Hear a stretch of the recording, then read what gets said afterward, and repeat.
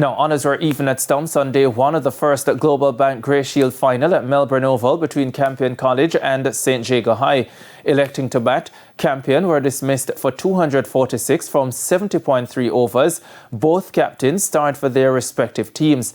Campion's skipper Abraham Waugh scored a brilliant century, 112 from 102 deliveries with 14 fours. He was supported by Matthew Lloyd with 37 and Neo Xavier 24. St. Jago's captain, West Indies under 19 spinner Vital Laws grabbed 6 for 105 from 35.3 overs. Wayne Plummer supported with 3 for 48.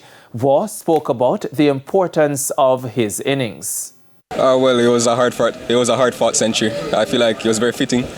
I don't mind scoring to the finals. I feel like scoring on a big occasion is really what's important. The conditions were a bit tough at first. The bowlers were bowling good, but I feel like the discipline from not just myself but the team as well was really what got me to this point.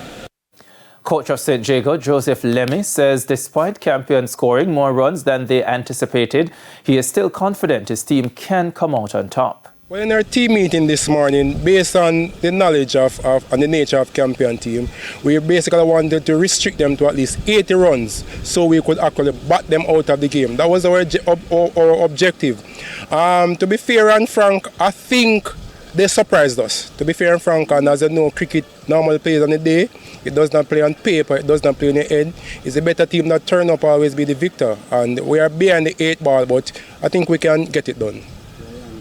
Danza Hyatt Jr. on 15 and Llewellyn Price 11 will resume St. Jago's innings on tomorrow's second day, needing a further 218 runs for first innings honours.